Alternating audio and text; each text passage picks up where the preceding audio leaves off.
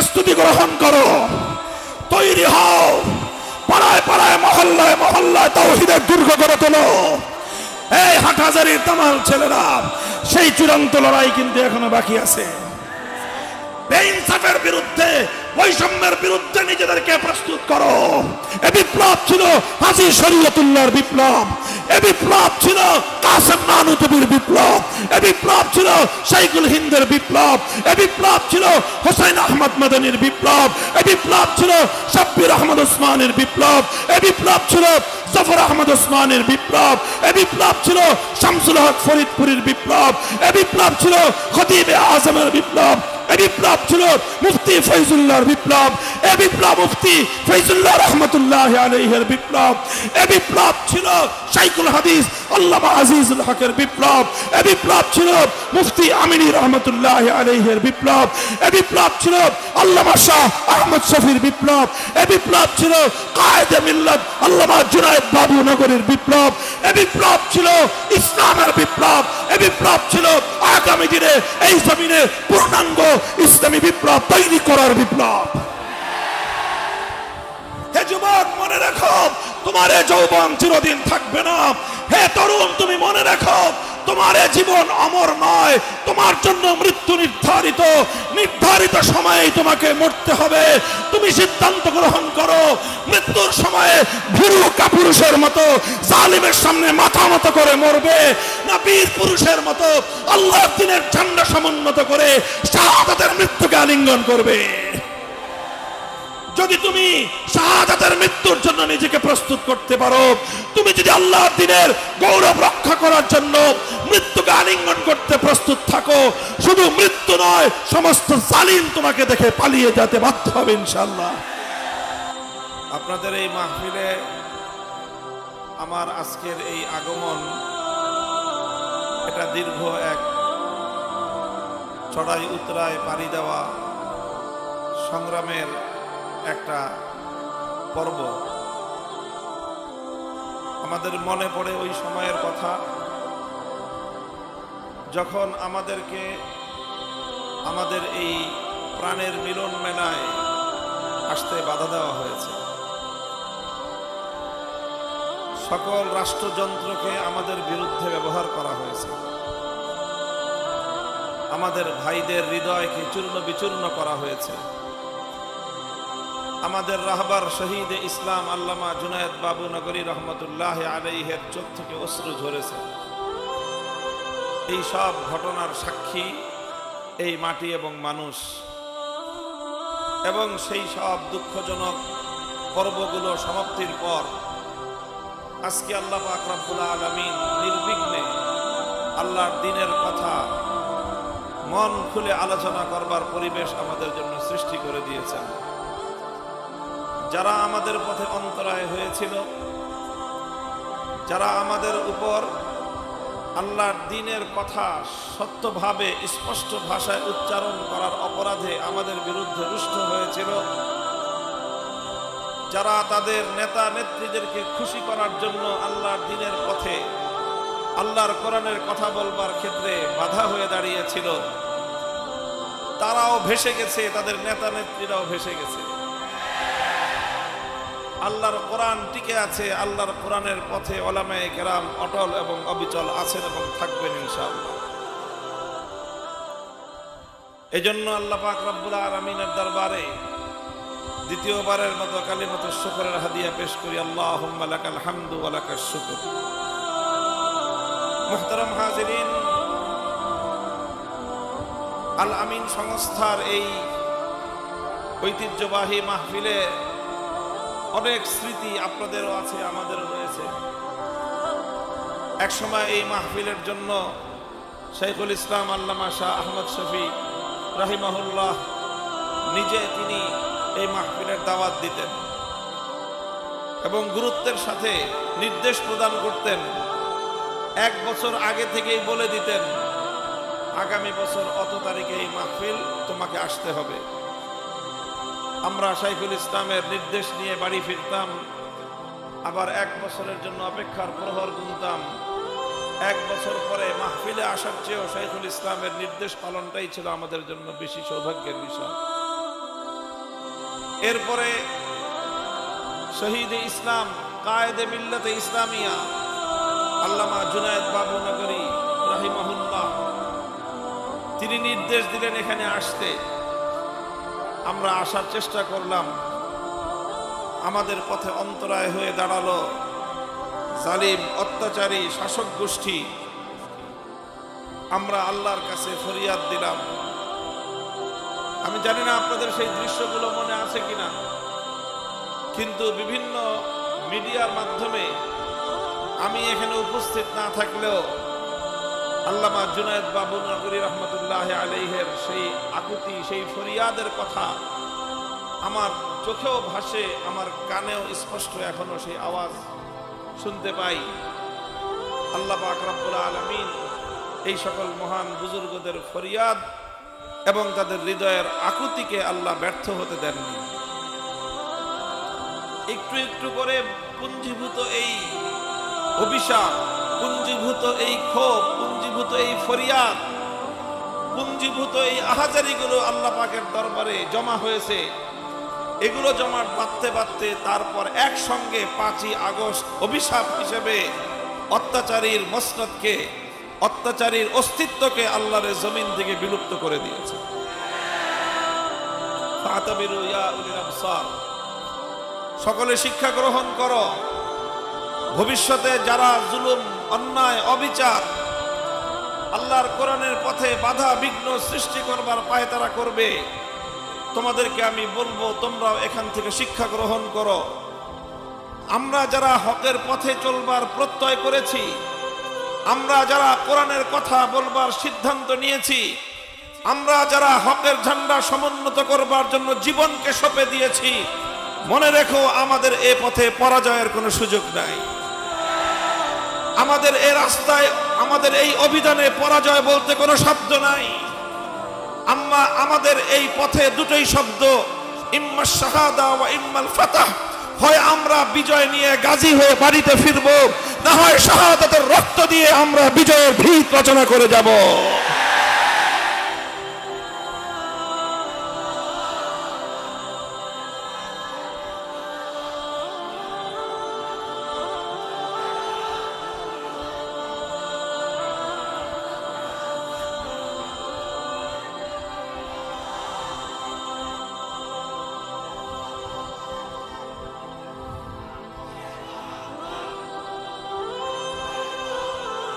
মুহতারাম হাজিরিন, গত বছর যখন এই মঞ্চে, এই মাঠে এই আলোচনা, এই মাহফিল হচ্ছিল, তখন আমি কারাগারের অন্ধকার প্রকোষ্ঠে দিন গুজরান করছিলাম।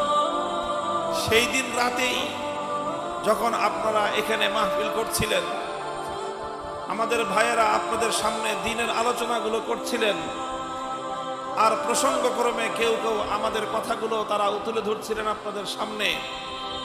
এই গোটা মাহফিল থেকে, মঞ্চ থেকে আমাদের মুক্তির স্লোগান উচ্চারিত হচ্ছিল। আকাশ বাতাস মুখরিত হয়ে ইথারে ইথারে ভাসতে ভাসতে সে আওয়াজ 100 মাইল দূরত্বে কাশিমপুর কারাগারের অন্ধকার প্রাচীর ভেদ করে আমাদের কর্ণকুহর পর্যন্ত পৌঁছেছিল। আমরা সেই দৃশ্য দেখেছিলাম, সেখান থেকে বুকটা ভরে গিয়েছিল, সান্ত্বনা পেয়েছিলাম যে আমরা অন্ধকার প্রকোষ্ঠে বন্দী থাকতে পারি, আমাদের মিশন চলছে। ইনশাআল্লাহ আমরা আমাদের পূর্বসূরি যারা ছিলেন, যারা আমাদেরকে পথে চলতে উদ্বুদ্ধ করে গিয়েছেন, তারা আজ অনেকেই জমিনের উপরে নেই। তারা তাদের খাবগাহ, তাদের চিরনিদ্রায় তারা শুয়ে আছেন। আমরা তাদের ঝান্ডা নিয়ে চলছি। ইনশাআল্লাহ আজ আমাদের পক্ষ থেকে আল্লাহ পাক রব্বুল আলামিন আমাদের সেই সকল পুণ্যাত্মা পূর্বসূরীদের কাছে সংবাদ পৌঁছে দিবেন বলে আমরা আল্লাহর কাছে ফরিয়াদ করছি, এবং তাদের হৃদয় প্রশান্ত হবে। তারা মাটির নিচে চলে গিয়েছেন, কিন্তু তাদের আদর্শ মরে যায় নাই, তাদের সংগ্রাম থেমে যায়নি, তাদের এই আহ্বান বন্ধ হয়ে যায়নি, তাদের লড়াই ক্ষান্ত হয়নি। যতদিন আল্লাহর জমিনে ইসলামের চূড়ান্ত বিপ্লব না হবে, এই লড়াই চলছে, চলতেই থাকবে, চলতেই থাকবে, চলতেই থাকবে ইনশাআল্লাহ।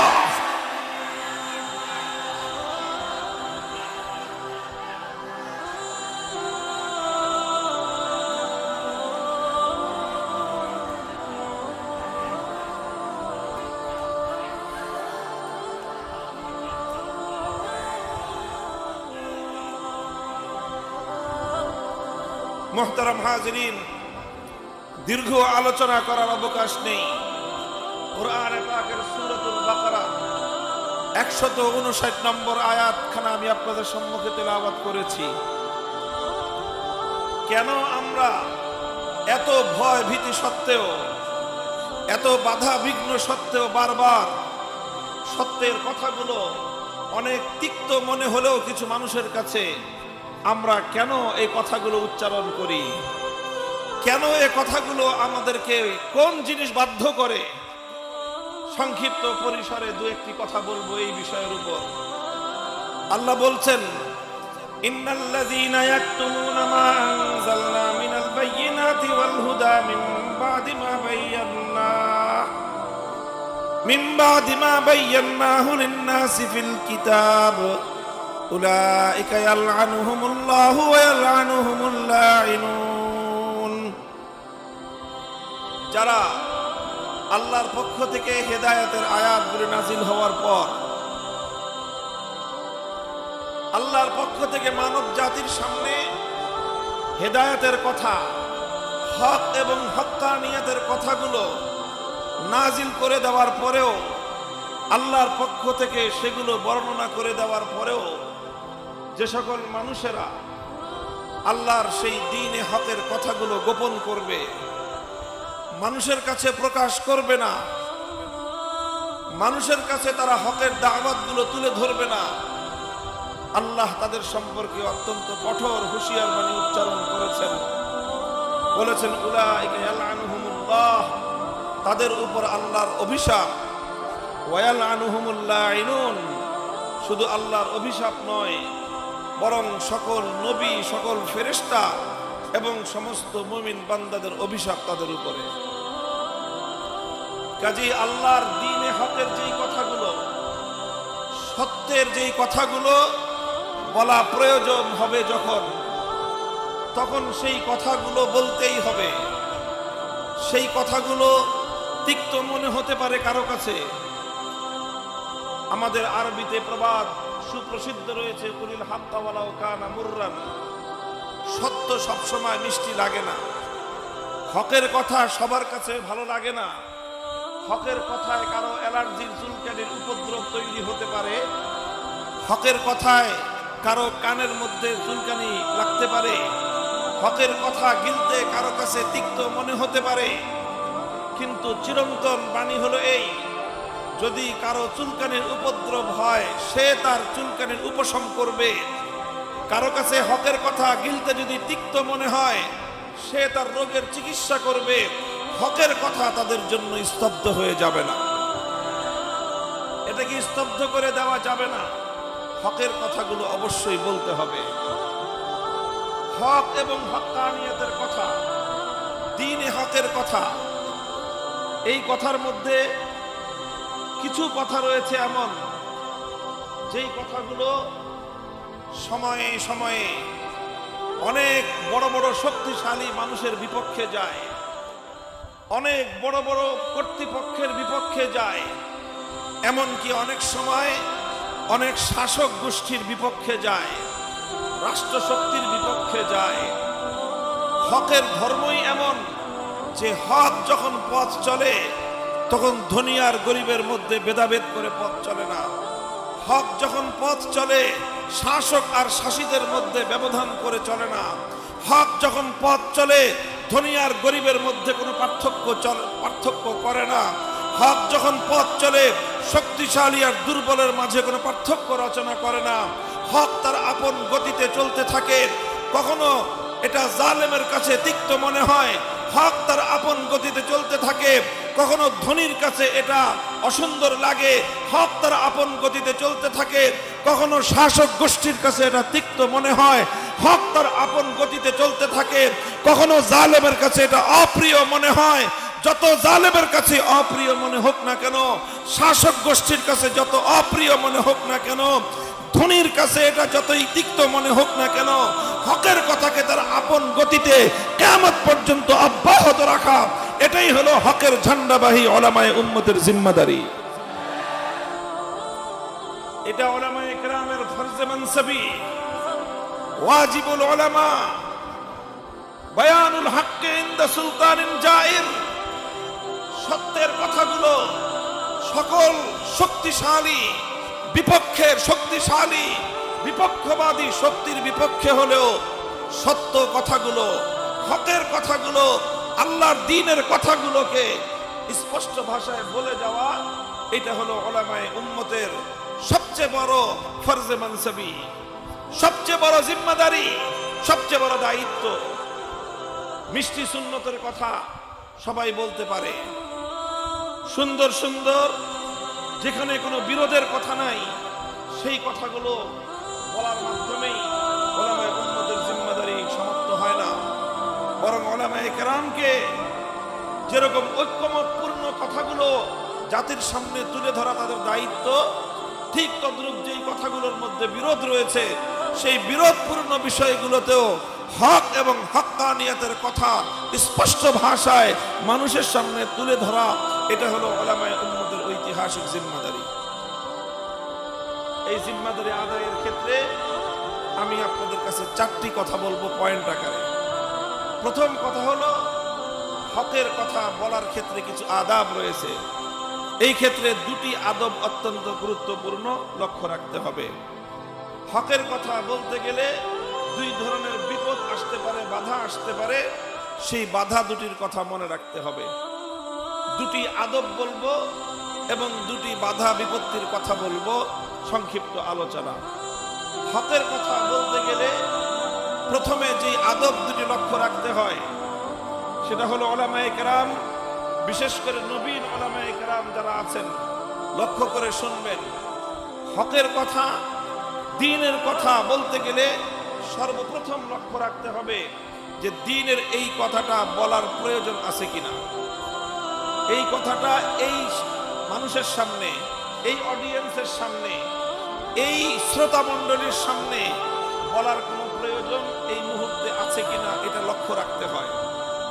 যদি মনে হয় যে হ্যাঁ এই কথাটা এই শ্রোতা মণ্ডলীর জন্য প্রয়োজন, তারা এই কথাটার মুখাতাব হওয়ার উপযুক্ত, তখন লক্ষ্য রাখতে হবে যে এই কথাটা বলার দায়িত্ব আমি ছাড়া অন্য আরো কেউ আমার চেয়ে সুন্দরভাবে আঞ্জাম দিচ্ছেন কিনা।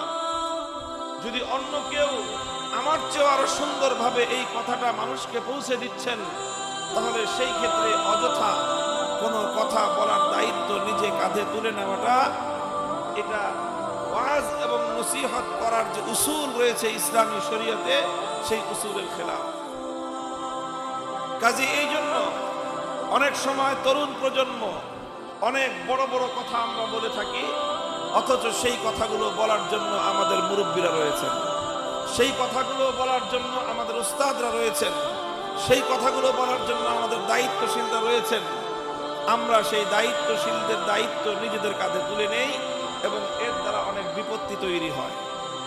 কারণ যে যেই কথা বলার দায়িত্বশীল, যিনি যেই কথা বলার মাসউল, তাকে আল্লাহ পাক সেই কথা বলার হিকমত দান করেন। সেই কথা বলে সেই কথার ওজন বহন করার মতো তার মধ্যে সক্ষমতা থাকে, তিনি সেই কথার ওজন বহন করতে পারেন। সেই কথার উসুল এবং সেই কথার নীতিমালা অনুসরণ করে সেই কথার ভার বহন করে তিনি সেই কথাটা বলতে পারেন। আমরা অনেক সময় অতি উৎসাহী হয়ে, অতি জজবাতি হয়ে যেই কথা বলা আমাকে সাজে না, সেই কথাও আমরা মানুষের সামনে বলে বসি। এর দ্বারা অনেক সময় অনেক বিপত্তি তৈরি হয়।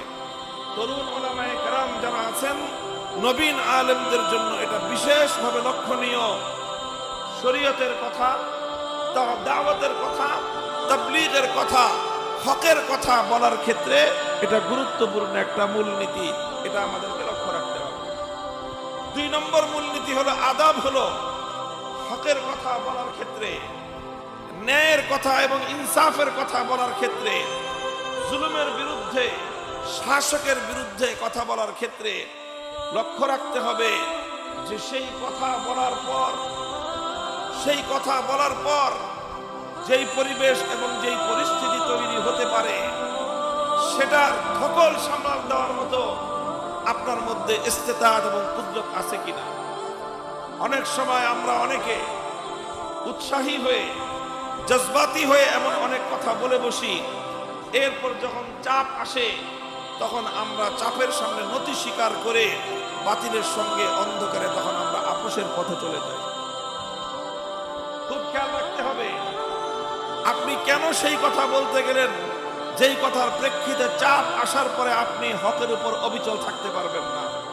সেই কথাটা বলার আগেই আপনাকে বিবেচনা করা উচিত ছিল, বোঝা উচিত ছিল যে এ কথা বললে বিপদ আসবে, এ কথা বললে চাপ আসবে, এ কথা বললে বাধা আসবে, এ কথা বললে জালিমের চক্ষুরাঙ্গানি আসবে, এ কথা বললে জালিম আমাকে শাসাবে, এ কথা বললে জালিমের হুঙ্কার শুনতে হবে, এ কথা বললে জালিমের আস্ফালন দেখতে হবে।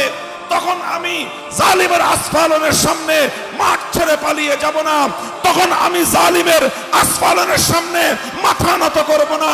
হকের কথা বলেছি, হকের ঝান্ডা নিয়ে হয় আমি গাজী হয়ে বিজয় নিয়ে ঘরে ফিরবো, না হয় শাহাদাতের রক্ত দিয়ে কিয়ামত পর্যন্ত জন্য হকের কথাকে আমি স্থাপিত করে যাব। কাজে এটা হলো দ্বিতীয় মূলনীতি। ইস্তেতাআত, কুদরত, ইস্তেতাআতের অর্থ এটা নয়, সামর্থ্যের অর্থ এটা নয় যে আমার উপর কোনো জুলুম আসবে না, তা নয়। সামর্থ্যের অর্থ হলো এই, হক কথা বলতে গেলে জুলুম আসবে, কিন্তু আপনি তখন জুলুমের ভয়ে হকের সম্মান রক্ষা না করে আপনি পালিয়ে যাবেন, তাহলে সেই হক কথা বলবার অধিকার আপনার নেই, সেই কথা বলাটার সমীচীন আপনার জন্য হবে না। এই জন্য হক কথা বলার এই দুটি আদব আমরা সব সময় লক্ষ্য রাখবো। প্রথম আদব কি বললাম? লক্ষ্য রাখতে হবে যে এই কথাটা বলা যাদেরকে সাজায়, এই কথাটা বলা যাদেরকে মানায়, তারা এই কথাটা বলছেন কিনা। যাদের যেই কথা যেই পর্যায়ের দায়িত্বশীল থেকে আসা উচিত, সেই পর্যায়ের দায়িত্বশীল থেকে যদি আসতে থাকে, তাহলে অপেক্ষাকৃত নবীনরা অপেক্ষা করবে। তারা তখন সেই কথা নিজে বলার দায়িত্ব কাঁধে তুলে নেবে না, বরং বড়দের জন্য সেই কথাটা বলার সুযোগ করে দিবে। প্রথম আদব এটা। দ্বিতীয় আদব হলো হক কথা বলার ইস্তেতাআত এবং তার সামর্থ্য থাকলে হক কথা বলবে। ইস্তেতাআত এবং সামর্থ্যের অর্থ হলো এই, হক কথা বলতে গেলে যদি কোনো বাধা বিপত্তি আসে, তাহলে সে বাধার ভয়ে, বিপত্তির ভয়ে, হুঙ্কারের ভয়ে, আস্ফালনের ভয়ে সে হক কথার ঝান্ডা ভুলুণ্ঠিত করে পালিয়ে না গিয়ে সে বাতিলের মোকাবেলা করবে, ময়দানে টিকে থাকবে। এই হিম্মত এবং এই সৎ সাহস যদি থাকে, তাহলে ধরে নিব আমরা যে একজন মানুষের মধ্যে হক কথা বলার সামর্থ্য রয়েছে। এই সামর্থ্য যখন আপনার থাকবে, এবার আপনাকে হক কথা বলতে হবে। আপনাকে আল্লাহর নবীর ওই হাদিসের আপনাকে সুসংবাদ অর্জন করার জন্য উৎসাহী হয়ে সামনে অগ্রসর হতে হবে। আফজলুল জিহাদ কালিমাতু হাক্কিন ইনদা সুলতানিন জায়ের। অত্যাচারী জালিম বাদশার সামনে হক কথা বলা সর্বশ্রেষ্ঠ জিহাদ। এই জিহাদের ফজিলত হাসিল করার জন্য আপনাকে তখন মাথায় পাগড়ি বাঁধতে হবে, আপনাকে তখন বুকে হিম্মত এবং সাহস জমা করতে হবে। মুষ্টিবদ্ধ হাত নিয়ে জালিমের রক্তচক্ষুকে উপেক্ষা করে, জালিমের নাকের ডগায় হাত উত্তোলন করে, শাহাদাতের আঙ্গুলি উত্তোলন করে আপনাকে তখন সেই হকের কথাটা বলে দিতে হবে। এই হকের কথা যখন আপনারা বলতে যাবেন, দুই ধরনের বাধা আসবে। কয় ধরনের বাধা? দুই ধরনের বাধা আসবে। এক নম্বর বাধা হলো মাখাফাতুল লাউমাতিল লাইম। মাখাফাতুল লাউমাতিল লাইম, অনেক তিরস্কারকারীরা তিরস্কার করবে, অনেক বিদ্রুপকারীরা বিদ্রুপ করবে, অনেক ভাবে মানুষ আপনাকে হক কথা বলার কারণে আপনাকে এইভাবে বিদ্রুপ করবে, আপনাকে টিটকারি মারবে, আপনাকে তিরস্কার করবে। আল্লাহ রাসূল সাল্লাল্লাহু আলাইহি ওয়াসাল্লাম আবু যর গিফারী রাদিয়াল্লাহু তাআলা আনহুকে এই ক্ষেত্রেই বলেছিলেন, ওয়ালা তাখাফ ফিল্লাহি লাউমাতা লাইম। সত্যের কথাটা বলে যাবে, হকের কথাটা বলে যাবে, কোন তিরস্কারকারীর তিরস্কারে তুমি ভয় পাবে না, কোন বিদ্রুপকারীর বিদ্রুপকে তুমি পরোয়া করবে না, বরং আল্লাহর জন্য, আল্লাহর দ্বীনের জন্য যে হক কথাটা বলা প্রয়োজন, সেই হক কথাটা তুমি বলে যাবে। তিরস্কারের ভয় করা যাবে না, টিটকারির ভয় করা যাবে না, বিদ্রুপকারীর বিদ্রুপের তোয়াক্কা করা যাবে না। এটা হলো এই বাধাটা আসবে। এই বাধাটা যখন আপনি অতিক্রম করবেন, বিদ্রুপকারীর বিদ্রুপকে যখন আপনি অতিক্রম করবেন, তখন দ্বিতীয় বাধা আসবে। রাসূল আকরাম সাল্লাল্লাহু আলাইহি ওয়াসাল্লাম সেই বাধা অতিক্রম করার জন্য তার প্রিয় সাহাবী হযরত আবু সাঈদ খুদরি রাদিয়াল্লাহু আনহুকে নির্দেশ দিয়েছেন, লা ইয়ামনাআন্না আহাদাকুম রাহবাতুন নাস, লা ইয়ামনাআন্না আহাদাকুম রাহবাতুন নাস আন ইয়াকুলুল হক্কা ইযা রাআহু আও শাহিদা। তোমাদের কাউকে, কোন সাহাবীকে, কোন ঈমানদারকে, আল্লাহর নবীর সত্যিকার কোন অনুসারীকে যেন কোন হক কথা বলার ক্ষেত্রে কোন মানুষের ভয়, কোন মানুষের আতঙ্ক যেন বাধা হয়ে না দাঁড়ায়, বরং সব মানুষের ভয় ভীতিকে উপেক্ষা করে জালিমের সামনে, অত্যাচারীর সামনে, অন্যায়কারীর সামনে, প্রভাবশালীর সামনে যে হক কথাটা বলা প্রয়োজন, সেই হক কথাটা তুমি অকপটে বলে যাবে। হযরত আবু যর গিফারী রাদিয়াল্লাহু আনহু এই জন্যই এক হাদিসের মধ্যে তিনি ইরশাদ করেছেন, লাউ ওয়াজাতুমুস সামসামাতা আলা হাযিহি, লাউ ওয়াজাতুমুস সামসামাতা আলা হাযিহি সুম্মা ইন্নী যানানতু আন্নী উনফিযু কালিমাতান সামি'তুহা মিন রাসূলিল্লাহি সাল্লাল্লাহু আলাইহি ওয়াসাল্লাম ক্বাবলা আন তুনজিজু আলাইয়া লানফাসতুহা। হে অত্যাচারী জালিমের দোসরেরা, শুনে রাখো, তোমরা যদি আমার কাঁধের উপর, গর্দানের উপর তরবারি রাখো, উন্মুক্ত তরবারি রেখে আমাকে যদি আল্লাহর দ্বীনের কোন হক কথা বলার ক্ষেত্রে তোমরা বাধা দাও, মনে রেখো আমি আল্লাহর নবীর কাছ থেকে যেই হক কথা শুনেছি, তোমরা আমার গর্দানের উপর তরবারি রাখা সত্ত্বেও যদি তোমরা সেই তরবারি আমার গর্দানে চালিয়ে দিয়ে আমার গর্দান উড়িয়ে দেওয়ার আগে, বলে আমি জীবন দেওয়ার পূর্ব মুহূর্তেও তোমাদের জালিমের তরবারি আমার গর্দানে চলা সত্ত্বেও, আমার গর্দানকে দ্বিখণ্ডিত করা সত্ত্বেও মুহূর্ত মাত্র যেই সময়টুকু আমি পাবো, সেই সময়টুকুতে আমি হকের কথা বলে যাব। মুহতারাম হাজিরিন, এই হলো হকের পথের বাধা। মাখাফাতুল লাউমাতিল লাইম, কোন তিরস্কারের পরোয়া করা যাবে না, কোন জুলুমের ভয় পাওয়া যাবে না। এই দুটি বাধাকে অতিক্রম করে হকের কিছু কথা জাতির সামনে বলে যেতে হবে। আগামী প্রজন্মের যে সকল উলামায়ে কেরাম, তরুণ এবং নবীন প্রজন্মের যে সকল উলামায়ে কেরাম, তাদের হিম্মত আফজাইয়ের জন্য বলতে চাই, তাদেরকে উৎসাহ আর অনুপ্রেরণা দেওয়ার জন্য বলতে চাই, তাদেরকে সাহস যোগানোর জন্য বলতে চাই, আজও যদি তোমরা মানুষের তিরস্কারে পরোয়া না করে আল্লাহর ভয়কে একমাত্র বক্ষে ধারণ করে সমস্ত জালিম শাহীর ভয়কে তুমি দুপায়ে দোলে হক কথা যদি তুমি বলে যেতে পারো, ইনশাআল্লাহ আজ না হয় কাল হকের ঝান্ডা সমুন্নত হবে, বাতিল তোমার পায়ের নিচে পিষ্ট হবে ইনশাআল্লাহ। আমরা বলেছি, আমরা এই ফিতনার সময় দোর্দণ্ড প্রতাপশালী সময়ের লেডি ফেরাউন হযরত মুশতাকুন নবী সাহেব সবক মুখস্থ করে গেছেন না, লেডি ফেরাউন, নব্য ফেরাউন না বলে লেডি ফেরাউন বলতে বলছেন।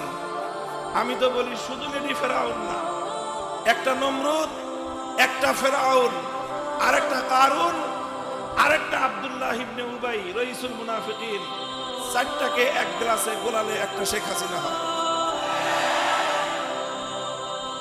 চারজন, আবার শুনেন নামগুলো মনে রাখেন, যদি প্রমাণের ব্যাখ্যা জানতে চান ভিন্ন আলোচনায় ব্যাখ্যা করব। একটা নমরুদ, একটা ফেরাউন, আরেকটা কারুন, আরেকটা রাইসুল মুনাফিক সর্দার আব্দুল্লাহ ইবনে উবাই ইবনে সলুল।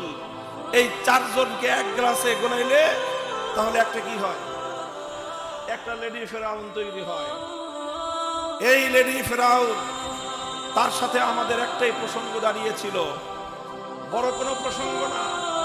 সে ধোকার আশ্রয় নিয়ে, ভাওতাবাজির আশ্রয় নিয়ে কিছু দরবারি মোল্লা মৌলবীদের দিন বিকিয়ে দেওয়া স্বার্থের অন্ধকারে গোড়া চলাই পথে চলা, তাদের কিছু বক্তব্যকে পুঁজি করে আল্লাহর এই জমিন থেকে, একত্ববাদের এই জমিন থেকে যেই জমিনে শাহজালাল মুজাররদি ইয়ামানি আল্লাহু আকবার আওয়াজ তুলবার পর শিরক এবং পুত্তলকতাবাদীর ধ্বজাধারী গৌর গোবিন্দ পালিয়ে যেতে বাধ্য হয়েছিল, সেই জমিনে শত শত বছর পর আবার এই লেডি ফেরাউন আল্লাহর জমিনে তাওহীদের জায়গায় শিরকের ঝান্ডা সমুন্নত করতে চেয়েছিল, তাওহীদের ভূমিতে শিরকের আখড়া করতে চেয়েছিল। একত্ববাদের এই জমিতে সে শিরকের আখড়া, শিরকের মূল পুঁজি, শিরকের মূল উৎসব মূর্তির নগরে, মূর্তির দেশে পরিণত করতে চেয়েছিল। আমার বাংলাদেশ, যেই বাংলাদেশের রাজধানী হলো ঢাকা, যেই ঢাকার একটাই বৈশিষ্ট্য, পৃথিবীতে একমাত্র নগর যেই নগরের উপাধি হলো মসজিদের নগর। পৃথিবীতে একমাত্র দেশ বাংলাদেশ, যে দেশের রাজধানীর উপাধি হলো মসজিদের নগর। অনেক শহরে অনেক মসজিদ আছে, অনেক বড় বড় মসজিদ আছে, এমনকি পবিত্র বাইতুল্লাহর নগর মক্কাকে বাইতুল্লাহর শহর বলা হয়, পবিত্র মদিনা শরীফকে নবীজির শহর বলা হয়, মসজিদের শহর বলা হয় পৃথিবীতে একটা মাত্র শহরকে, সেই শহরের নাম ঢাকার শহর। খুঁজে দেখেন, শত বছরের ইতিহাসের পাতায় পাতায় সাহিত্যিকরা লিখে গেছেন, কবিরা কবিতা গেয়ে গেছেন। এভাবেই বাংলাদেশের রাজধানী ঢাকার শত শত বছরের ঐতিহ্য দাঁড়িয়েছে। এই ঢাকা হলো মসজিদের শহর, এই ঢাকা হলো মসজিদের নগর। এই শহরটার বৈশিষ্ট্য, এই শহরটার শত বছরের ঐতিহ্যকে ধ্বংস করে এটাকে মসজিদের শহর থেকে পরিবর্তন করে মূর্তির শহর বানানোর পায়তারা করেছিল। মুহতারাম হাজিরিন, লড়াইটা ছিল অনেক কঠিন এক লড়াই। লড়াই ছিল সংস্কৃতির লড়াই, লড়াই ছিল কালচারাল লড়াই, আর লড়াই ছিল তাওহীদ এবং শিরকের লড়াই। এই লড়াইয়ে শেখ হাসিনা অবতীর্ণ হয়েছিল এমন একটা সময় যখন সে তার দণ্ডপ্ত প্রতাপের চূড়ায়, সর্বোচ্চ চূড়ায় সে অবস্থান করছিল, যখন দেশের উপর তার আধিপত্য, তার নিয়ন্ত্রণ, গোটা দেশের উপর তার ক্ষমতা নিরঙ্কুশ ভাবে প্রতিষ্ঠিত হয়েছিল। সেই চূড়ান্ত লগনে তার শক্তিমত্তা, দেশের উপর তার নিয়ন্ত্রণের চূড়ান্ত সময়ে সে চেয়েছিল মসজিদের নগরকে মূর্তির নগরে পরিণত করতে। বাংলাদেশের সবচেয়ে বড় মেগা প্রকল্প স্বাধীনতা উত্তর বাংলাদেশের 53 বছরে সবচেয়ে বড় রাষ্ট্রীয় যে প্রকল্প তৈরি হয়েছে পদ্মা সেতু প্রকল্প। পদ্মা সেতুর দুই পারে মহাসড়ক, এক্সপ্রেসওয়ে সহ হাজার হাজার কোটি টাকা ব্যয়ে নির্মিত এই বিশাল প্রকল্প। তখন তো আমরা এমন ভাবে শুনতাম, তিনি শুধু বলতেন যে আমি পদ্মা সেতু বানিয়ে দিয়েছি, আমি এই সেতুর রাস্তা তৈরি করে দিয়েছি, আমি এই সেতুর মধ্যে দিয়ে রেল লাইন তৈরি করে দিয়েছি। মাঝে মাঝে আমার মনে হয় সে তার বাবার বিরাসি সম্পত্তি থেকে মনে হয় এগুলি বানায় দিয়েছে। এটাই মনে হয়তো তার কথার ভাবসাবে তার বাপদাদার তালুক বিক্রি করে দেশের জনগণের জন্য মনে হয় সেতু নির্মাণ করে দিয়েছে। পরে খবর নিয়ে দেখলাম যে না, বাপদাদার সম্পত্তি বিক্রি করে সেতু বানায় নাই, বরং সেতু বিক্রি করে কিছু টাকা দিয়ে সেতু বানিয়েছে, বাকি টাকা নিজের আখের গোছানোর জন্য বিদেশে পাচার করেছে। যাই হোক, সেই দুর্নীতি নিয়ে আলোচনা করা আমার আজকে আলোচ্য বিষয় নয়। সবচেয়ে বড় মেগা প্রজেক্টের মাথার মধ্যে যেখান থেকে এই প্রকল্প সূচনা হয়েছে, ঢাকার ধোলাইপাড়, সেই মোড়ে বিশাল করে এক বেদি বানানো, বিশাল বেদি। বাংলাদেশের কোন মন্দিরে এত বড় বেদি নাই, ভারতে আছে কিনা আমার জানা নাই, মনে হয় নাই। এত বড় এক বিশাল বেদি তৈরি করা হলো। সেই বেদির মধ্যে একটা মূর্তি নির্মাণ করার আয়োজন চললো, যেই মূর্তি দেশের ভিতরে তৈরি করা যায় না, বিদেশ থেকে অর্ডার দিয়ে এক বিশাল দৈত্যের আকারের এক মূর্তি বানায় আনার প্রকল্প চললো। মূর্তিটা হলো তার বাবা, একজন মরহুম মানুষের দৈত্যের আকারে মূর্তি বানায় এনে সেই বেদিতে বসাবে। এই আয়োজন যখন চলল, ঢাকার শহরের প্রথমে আঞ্চলিক ওলামায়ে কেরাম এর প্রতিবাদ করলেন, যে ঢাকার শহরে চারিদিকে মসজিদ, প্রতিদিন সন্ধ্যাবেলায় প্রতি 5 ওয়াক্তের সময় মসজিদগুলো থেকে আজানের ধ্বনিতে আকাশ মুখরিত হয়, মধ্যখানে বিশাল এক মূর্তির দেবীতে বসে থাকবে বেদিতে। এটা এই ঢাকার শহর এবং এই শহরের 1000 বছরের ঐতিহ্যকে ধ্বংস করে দিবে। বাংলাদেশের সর্ববৃহৎ মেগা প্রকল্প এটাকে শিরকি সাংস্কৃতিক প্রতীক হিসেবে বিশ্ব দরবারে বাংলাদেশকে মূর্তির রাষ্ট্র হিসেবে চিহ্নিত করবে। কাজেই এটার প্রতিবাদ প্রথমে করা হলো স্বাভাবিকভাবে।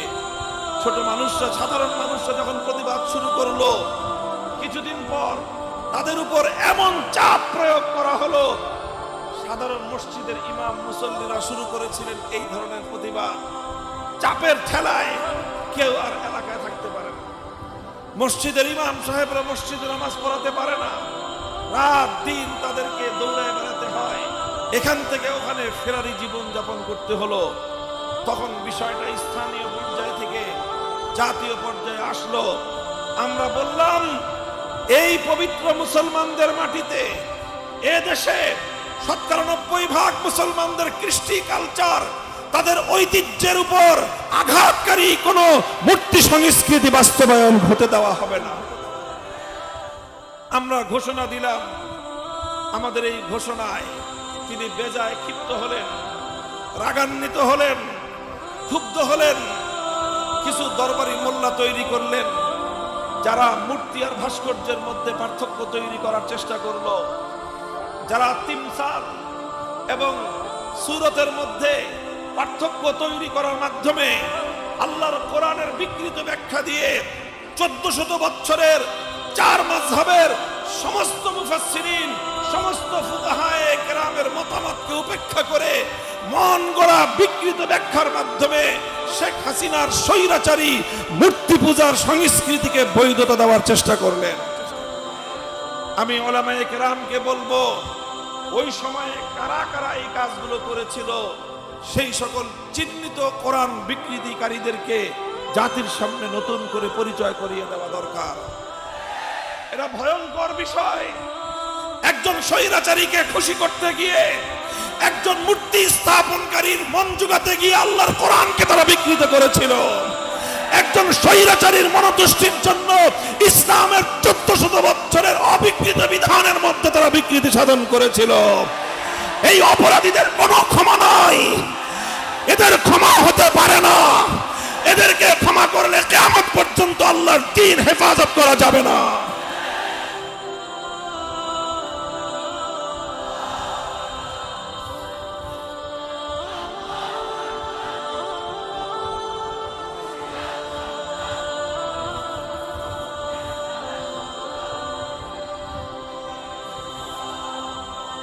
আমরা বললাম, মূর্তিটা বানায়েন না, অনেক আন্তরিকতাপূর্ণ ভাষা নিয়ে। আদ-দীন ওয়ান-নাসিহা, দ্বীন অর্থ হলো কল্যাণকামিতা। লিল্লাহি ওয়া লিরাসূলিহি ওয়া লিআইম্মাতিল মুসলিমিন, মুসলমানদের শাসকদের কল্যাণকামিতা, এটাই হলো দ্বীন। আমরা কল্যাণকামিতার ভাষায় বললাম, একজন মানুষ মারা গেছেন, তার জীবন এবং কর্ম নিয়ে বিতর্ক থাকতে পারে। কারো কাছে তিনি মহান ব্যক্তি হতে পারেন, কারো কাছে তিনি অনেক বড় অন্যায়কারী হতে পারেন। যিনি চলে গেছেন তাকে নিয়ে নতুন করে বিতর্কে আমরা জড়াতে চাই না। সেরকম একজন নিহত ব্যক্তিকে এইভাবে রাস্তার মোড়ে মোড়ে মূর্তি বানায়, প্রত্যেকটা জেলা শহরে শহরে তার মূর্তি বানায়, প্রত্যেকটা উপজেলা কমপ্লেক্সে তার মূর্তি বানিয়ে, প্রত্যেকটা রাষ্ট্রীয় স্থাপনার মধ্যে তার মূর্তি তৈরি করে, প্রতিটি সরকারি অফিস আদালতে তার মূর্তি তৈরি করে গোটা দেশটাকে একজন ব্যক্তির নামে মূর্তি পূজার দেশে পরিণত করবেন, এটা এদেশের 90% মুসলমান ভালো চোখে দেখে না। এই কথা আমি কেন বললাম? আমার বিরুদ্ধে প্রথমে কিছু দরবারি লোক লাগালো, যারা নানাভাবে আমার বিরুদ্ধে বিষোদ্গার করলো। আমরা যারা বললাম, আমাদেরকে তারা নানাভাবে বিতর্কিত করার চেষ্টা করলো। আমরা আমাদের কথার উপর অটল এবং অবিচল থাকলাম। আল্লাহ পাকের শুকরিয়া আদায় করি, জীবনের ভয় ছিল, মৃত্যুর পরোয়ানা ছিল, জালিমের রক্তচক্ষু আমাদের সামনে ছিল, জালিম আমাদেরকে বড় ক্ষতি করতে পারে, সে ভয় ভীতি আমাদের সামনে ছিল। আল্লাহুম্মা লাকাল হামদু ওয়া লাকাশ শুকর। আল্লাহর তৌফিকের জন্য আবার আল্লাহর দরবারে সাজদাতুশ শুকর আদায় করি।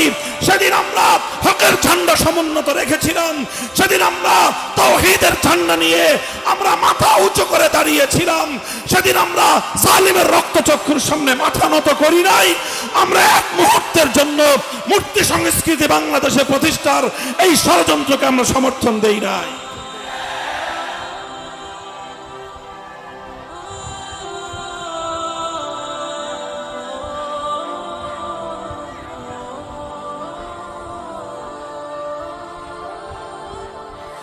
এরপর তিনি কি করলেন? এরপর গোটা রাষ্ট্রযন্ত্রকে নিয়ে, তার গোটা স্বৈরাচারী বাহিনীকে নিয়ে, তার হেলমেট লীগ, হাতুড়ি লীগকে নিয়ে, তার যুবলীগ, ছাত্রলীগকে নিয়ে, তার গোটা সমস্ত সাঙ্গপাঙ্গদেরকে তিনি আমার বিরুদ্ধে লেলিয়ে দিলেন। তিনি জাতীয় সংসদে দাঁড়িয়ে আমার বিরুদ্ধে বিষোদ্গার করলেন। তার সকল সংস্থা, সকল গোয়েন্দা সংস্থাগুলোকে আমার বিরুদ্ধে লেলিয়ে দিলেন। আমি একজন ছোট্ট মানুষ, আমার পুঁজি ছিল একটাই, হকের কথা বলেছি। গর্দান যেতে পারে, কল্লা কাটতে পারো, কল্লার উপর থেকে পাগড়ি খুলতে পারবে না।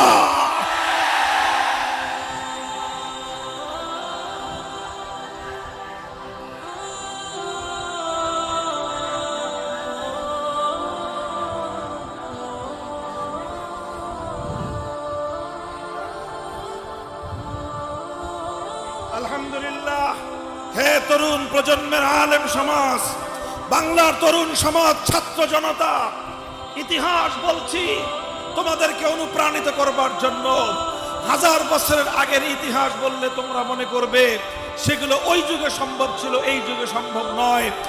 আজ আমরা আমাদের এই যুগের ইতিহাস পর্যালোচনা করছি যেন আগামী দিনে আমার তরুণ প্রজন্ম, নবীন প্রজন্ম, ছাত্র জনতা, নবীন আলেম ওলামা, তারা যেন এভাবেই আগামী দিনে হকের ঝান্ডা নিয়ে সামনে চলবার অনুপ্রেরণা হাসিল করতে পারে।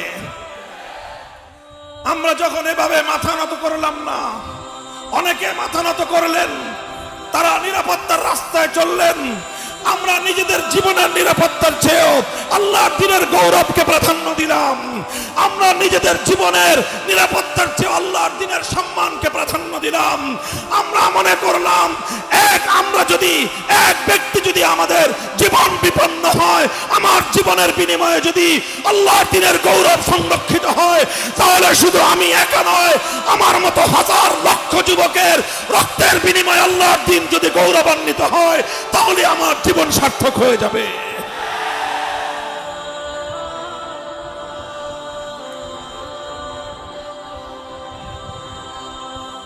হে যুবক, মনে রাখো, এ জীবন চিরদিনের জন্য নয়।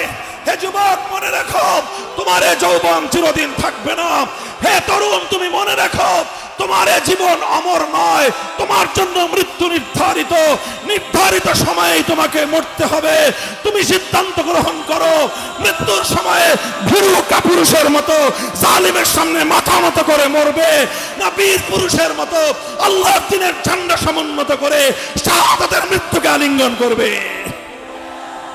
যদি তুমি শাহাদাতের মৃত্যুর জন্য নিজেকে প্রস্তুত করতে পারো, তুমি যদি আল্লাহর দ্বীনের গৌরব রক্ষা করার জন্য মৃত্যুকে আলিঙ্গন করতে প্রস্তুত থাকো, শুধু মৃত্যু নয়, সমস্ত জালিম তোমাকে দেখে পালিয়ে যেতে বাধ্য হবে ইনশাআল্লাহ। আজ বাংলাদেশ তার জ্বলন্ত সাক্ষী। আমরা বললাম কথা, এরপর তিনি রুষ্ট হলেন, ক্ষুব্ধ হলেন, আমাদেরকে বন্দী করলেন। দিনের পর দিন, মাসের পর মাস, বছর পেরিয়ে বছর গড়ায়, আমাদের মুক্তির কোনো ব্যবস্থা হয় না, মুক্তির কোনো ব্যবস্থা হয় না। মনে করলেন এভাবেই বছরের পর বছর অন্ধকার জিন্দানখানায় বন্দী করে রাখলেই বুঝি হকের ঝান্ডা চিরদিনের জন্য অবনমিত হয়ে যাবে। মনে করলেন এভাবে বছরের পর বছর জালিমের জিন্দানখানায় বন্দী করে রাখলেই বুঝি তাওহীদ পরাজিত হয়ে যাবে, শিরকি সংস্কৃতির বুঝি বিজয় ঘটবে। কিন্তু আমার আল্লাহ পাক রব্বুল আলামিন তো ফয়সালা করে রেখেছেন আরেকটা। আমার আল্লাহর সিদ্ধান্ত হলো, মুমিন যখন কদম উঠাবে সাহায্য করবেন আল্লাহ। ইন তানসুরুল্লাহ ইয়ানসুরকুম ওয়া ইউসাব্বিত আকদামাকুম ইন তানসুরুল্লাহা ইয়ানসুরকুম ওয়া ইউসাব্বিত আকদামাকুম। তোমরা আল্লাহর দ্বীনের গৌরব, আল্লাহর দ্বীনের মর্যাদা রক্ষা করার জন্য তুমি তোমার জানকে বাজি লাগাও। তোমার জীবনকে রক্ষা করা, তোমার জীবনের গৌরব রক্ষা করা আল্লাহর জিম্মাদারি। আমরা 5ই আগস্ট বাংলাদেশে দেখলাম এক নতুন বাংলাদেশ।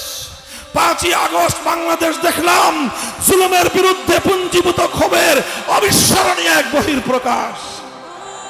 যারা 5ই আগস্ট বিপ্লবের, যারা 5ই আগস্টের গণ অভ্যুত্থানের মূল বৈশিষ্ট্য বুঝতে চান, তারা বুঝবেন এই কথা থেকেই।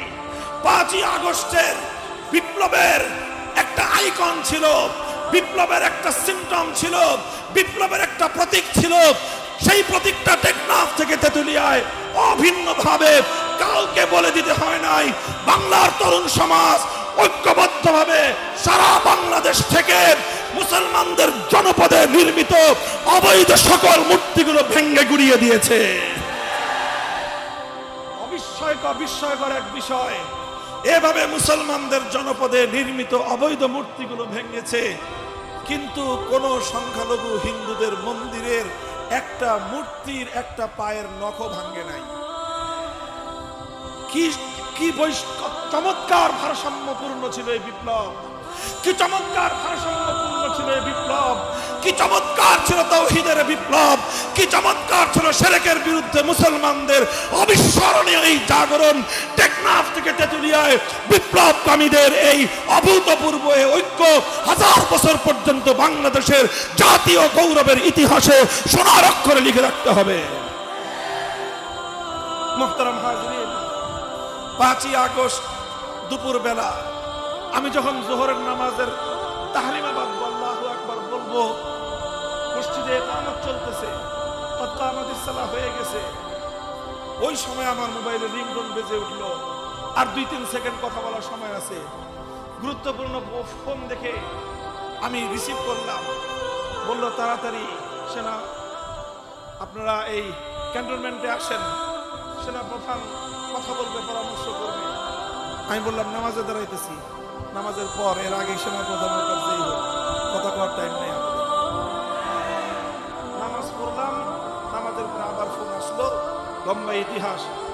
বলল তাড়াতাড়ি আসেন, আপনাদের সাথে পরামর্শ করবে, দেশের এই অচল অবস্থা নিরসনে মাননীয় সেনা প্রধান তিনি ব্যবস্থা গ্রহণ করবেন। গেলাম ঢাকা সেনানিবাসের সেনা সদরে, সেনা কর্মকর্তার যে অফিস, সেনা প্রধানের যে অফিস, সেখানে গেলাম। সেখান থেকে কাজ সারতে সারতে আসরের নামাজ হয়ে গেছে। তিনি সেনা প্রধান জাতির উদ্দেশ্যে ভাষণ দিলেন। স্বৈরাচারী সেই জালিম ফেসিবাদ পদত্যাগ করেছেন এবং দেশ একটি সুন্দর ভবিষ্যতের দিকে অগ্রসর হবে।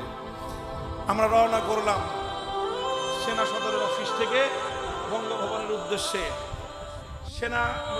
ঢাকার সেনানিবাস থেকে মাত্র বের হয়েছি, এই জাহাঙ্গীর গেট বলে, জাহাঙ্গীর গেট থেকে বিজয় সরণি, মধ্যখানে প্রধানমন্ত্রীর কার্যালয়, খুব বেশি হলে আধা কিলোমিটার বা 1 কিলোমিটার হবে। এই 1 কিলোমিটার পথ চলতে চলতে যখন আমরা এই বিজয় সরণিতে এসে পৌঁছলাম, সেই বিজয় সরণিতে সেনাবাহিনীর তত্ত্বাবধানে বিশাল এক মূর্তি তৈরি করা ছিল। বিশাল মূর্তি, মাথা উঁচু করে তাকাইতে গেলে ডুবে পড়ে যাওয়ার অবস্থা। এত উঁচা মূর্তি, এত বড় দেবতা, হুবলের চেয়েও বড়। এই মূর্তি এত শক্তিশালী, মজবুত ভাবে বানিয়েছে, কিন্তু কোত্থেকে যেন মুসলমানদের সৈনিক দল এসে ওখানে হাজির, হাতুড়ি, বাটা, শাবল, যা যা আছে সব এনে এই মূর্তির ঠ্যাং, কেউ ঠ্যাং ভাঙা শুরু করছে, কেউ ঘাড়ের মধ্যে বাড়ি দেওয়া শুরু করেছে, ঘাড়ের মধ্যে আবার গলার মধ্যে দেখি এক দল এসে রশি বাঁধছে।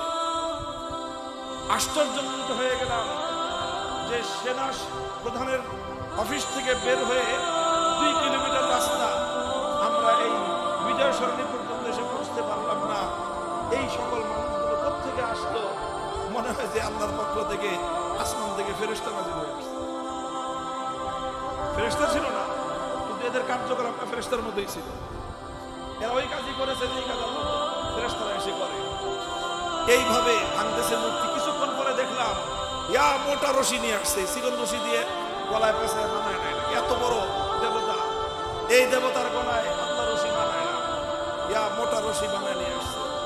এটার ভিতরে যে রড, এত মোটা মোটা রড, 10 তলা 20 তলা হাই রাইজ বিল্ডিং গুলো যে বানায়, সেই রড দিয়ে তৈরি করা হয়েছে এই বিশাল দেবতাকে। সেই দেবতার রড ভাঙার জন্য, পায়ের রক কাটার জন্য এরকম ভাবে এই হাতুড়ি পাটাল দিয়ে তো হয় না। পরে কোত্থেকে যেন এরা হ্যাক্সো ব্লেড নিয়ে আসছে, হ্যাক্সো ব্লেড দিয়ে কাটতে কাটতে কাটতে কাটতে সন্ধ্যা পর্যন্ত করাইছে। তারপরে বিশাল এই হুবলের মূর্তি এটা ভূপাতিত করে আল্লাহু আকবারের স্লোগানে গোটা ঢাকার জমিন প্রকম্পিত হয়ে গিয়েছে।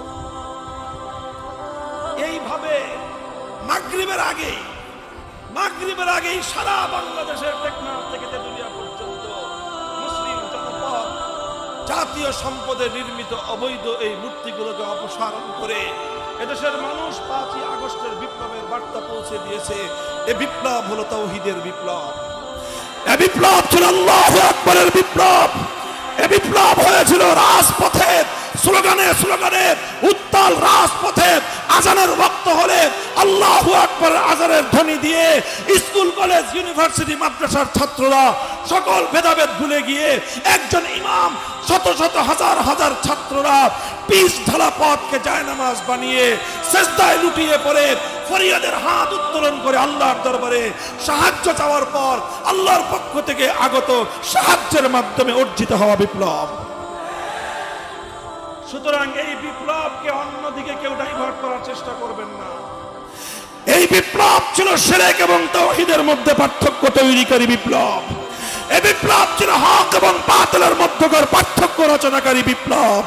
এই বিপ্লব ছিল বাংলার মাটি থেকে হাজার বছরের জঞ্জাল পরিষ্কার করার বিপ্লব। এই বিপ্লব ছিল মীর নিসার আলী তিতুমীর রহমতুল্লাহ আলাইহির ঔরসের বিপ্লব। এই বিপ্লব ছিল হাজী শরীয়তুল্লাহর বিপ্লব। এই বিপ্লব ছিল কাসেম নানুতুবির বিপ্লব। এই বিপ্লব ছিল শাইখুল হিন্দের বিপ্লব। এই বিপ্লব ছিল হোসেন আহমদ মাদানির বিপ্লব। এই বিপ্লব ছিল শাব্বির আহমদ ওসমানের বিপ্লব। এই বিপ্লব ছিল জফর আহমদ ওসমানের বিপ্লব। এই বিপ্লব ছিল শামসুল হক ফরিদপুরের বিপ্লব। এই বিপ্লব ছিল খতিবে আজমের বিপ্লব। এই বিপ্লব ছিল মুফতি ফয়জুল্লাহর বিপ্লব। এই বিপ্লব মুফতি ফয়জুল্লাহ রহমতুল্লাহ আলাইহির বিপ্লব। এই বিপ্লব ছিল শাইখুল হাদিস আল্লামা আজিজুল হকের বিপ্লব। এই বিপ্লব ছিল মুফতি আমিনী রহমতুল্লাহ আলাইহির বিপ্লব। এই বিপ্লব ছিল আল্লামা শাহ আহমদ শফির বিপ্লব। এই বিপ্লব ছিল কায়েদে মিল্লাত আল্লামা জুনায়েদ বাবু নগরের বিপ্লব। এই বিপ্লব ছিল ইসলামের বিপ্লব। এই বিপ্লব ছিল আগামী দিনে এই জমিনে পূর্ণাঙ্গ ইসলামী বিপ্লব তৈরি করার বিপ্লব।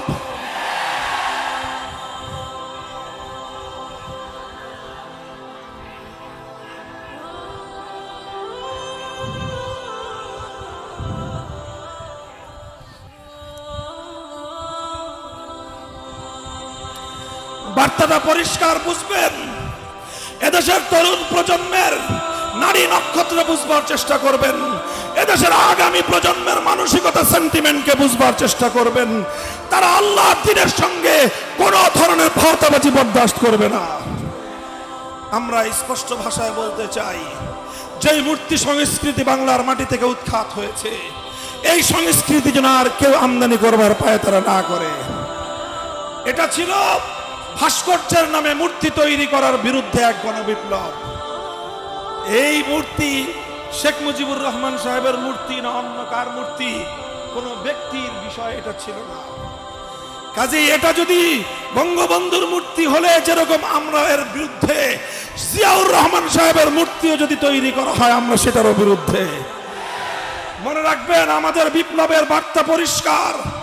আবারও বলছি, অন্য ধর্মাবলম্বীদের ধর্মীয় স্বাধীনতা, ধর্মীয় অধিকারের বিরুদ্ধে আমাদের কোনো কথা নাই, বরং সব ধর্ম বর্ণ নির্বিশেষে মানুষের ইসলাম প্রদত্ত ধর্মীয় স্বাধীনতা এবং অধিকার রক্ষা করতে আমরা বদ্ধপরিকর। কিন্তু 90% মুসলমানদের সন্তানদেরকে পৌত্তলিকতাবাদে দীক্ষিত করবার বিরুদ্ধে আমাদের সংগ্রাম চলছে এবং চলবে। মুসলমানদের জাতীয় শিক্ষা ব্যবস্থায় হিন্দুত্ববাদকে অন্তর্ভুক্ত করার ষড়যন্ত্র আমরা যেমন মানি নাই, আগামী দিনে নাস্তিক্যবাদ প্রবিষ্ট করবার কোন ষড়যন্ত্র আমরা বরদাস্ত করব না। হিন্দুত্ববাদ যেমন মানি না, নাস্তিক্যবাদ যেমন আমরা সহ্য করি না, জাতিসংঘের পক্ষ থেকে আমার বাংলাদেশের স্বাধীন মাটির উপর চাপিয়ে দেওয়া মানবাধিকার কমিশনের অফিস তৈরির মাধ্যমে এদেশটাকে বেহায়াপনার দেশ, সমকামীদের নিরাপদ আখড়ায় পরিণত করবার যদি কেউ চেষ্টা করে, আল্লাহর কসম খেয়ে বলি, শাপলা চত্বরে কারবালা হবে, শাপলা চত্বরে কারবালা হবে।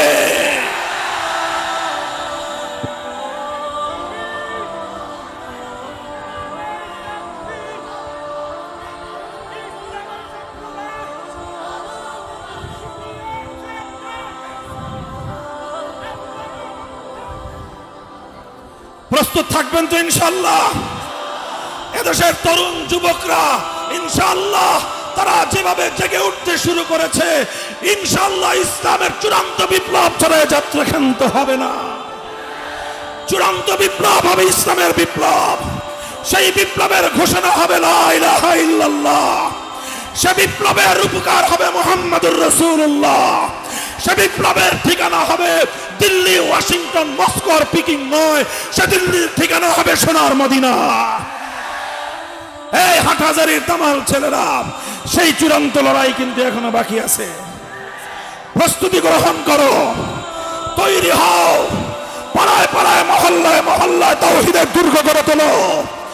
বেইনসাফের বিরুদ্ধে, বৈষম্যের বিরুদ্ধে নিজেদেরকে প্রস্তুত করো। যারা দেশের বিরুদ্ধে, বাংলাদেশের মুসলিম জাতিসত্তাকে ধ্বংস করবার পায়তারা করবে, তাদের বিরুদ্ধে নিজের হাতকে মুষ্টিবদ্ধ করো, নিজেদের হাতিয়ারকে শানিত করো। যদি প্রয়োজন হয় আমরা প্রথমে চোখের অশ্রু দিব, তারপর যদি প্রয়োজন হয় আমরা শরীরের ঘাম ঝরাবো, এরপর যদি প্রয়োজন হয় রক্ত দিতে হলে আমরা রক্ত দেব ইনশাআল্লাহ। জীবন দিতে হলে জীবন দেব। আমাদের জীবন তো তখনই সফলতা লাভ করবে, শহীদি খুনে হেসে উঠে যাবে জিন্দেগানি, শহীদি খুনে হেসে উঠে যাবে জিন্দেগানি। আমরা 1000 বছর বিরলের মতো বাঁচতে চাই না, 1000 বছর শ্রীগালে আল্লাহর দ্বীনের জন্য বাঁচবো, আল্লাহর দ্বীনের জন্য মরবো। ইন্না সালাতি ওয়া নুসুকি ওয়া মাহইয়ায়া ওয়া মামাতি লিল্লাহি রাব্বিল আলামিন। কথা বলেন ঠিক না বেঠিক? যতদিন বাঁচবো কার জন্য বাঁচবো? মরণের সময় জীবন কাকে দিতে চাই, কার জন্য দিতে চাই, কিভাবে দিতে চাই? শহীদি ঈদগাহে সম্মিলিত হয়ে জীবন দিতে চাই।